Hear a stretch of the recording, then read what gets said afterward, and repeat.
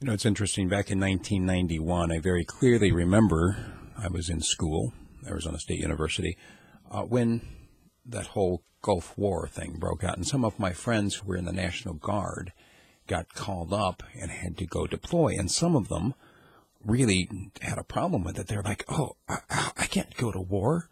I have a problem with this issue. And I remember looking at them in the face squarely and saying that, why on earth are you in the National Guard?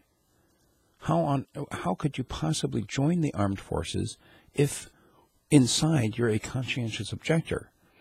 Wouldn't being a conscientious objector mean that you're not going to serve in the military at all? I mean, doesn't that just kind of make sense that if you are against the idea of going to war, if you're against the idea of deploying, then therefore you shouldn't have joined up in the first place? I mean, we don't have a draft here in the United States. If you don't want to serve, you don't have to serve. So that means that these friends of mine, they were serving in order to get the college money. And they didn't expect to actually have to go to war. Fast forward a number of years, I ended up joining out of a sense of patriotism. Yes, actually, I had already gotten my college degree. I had absolutely no idea what I wanted to do with my life. And basically, I was like, well, you know what? My parents served in the Air Force. I know a number of other people who served in the military. This sounds like a good idea for me. And I did it. And I got to tell you, it didn't take that long before I realized that I was a square peg being put into a round hole. I did not fit with that whole military mindset. And a lot of it has to do with the fact that I really don't like being told what to do. I didn't know it at the time. I kind of figured that out when I was gritting my teeth and following orders.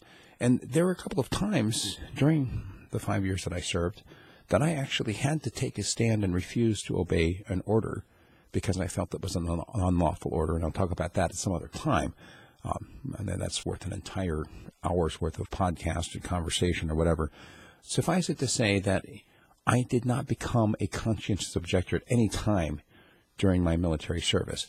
It wasn't until well after, probably a good 15 years after I was out of the military, that I began to rethink the whole idea of military service.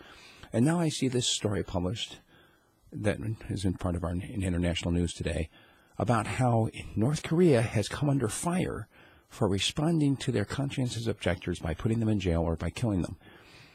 And yet, I fail to see what the real difference is in a country where you have a draft, where you have mandatory service. It's in their own constitution. Keep in mind, North Korea does have a constitution, and it is according to the rule of law that everyone in their country must serve in the armed forces. All those who refuse to serve, in some cases they're executed, in some cases they're sent off to re-education camps, in some cases they're just thrown in a dink hole. The point is this: the United States and other so-called free countries are getting all wrapped around the axle about this as if somehow North Korea is denying the rights of its citizens, when in point of fact, every country denies the rights of its citizens by very point of fact of claiming them as citizens in the first place. And I just want to kind of throw this out there because I know that there are a lot of people, especially given this day of thanking military members for their service, where people really get bent out of shape if you suggest that it's okay to not serve in the military. If you suggest that it's okay to not want to go to war, people get seriously bent out of shape, including some of my own family members. And I want you to know that as we're thinking through this issue, if you are not willing to give somebody else that freedom to decide on their own what they believe about this, then you're really no different than those who are in charge in North Korea.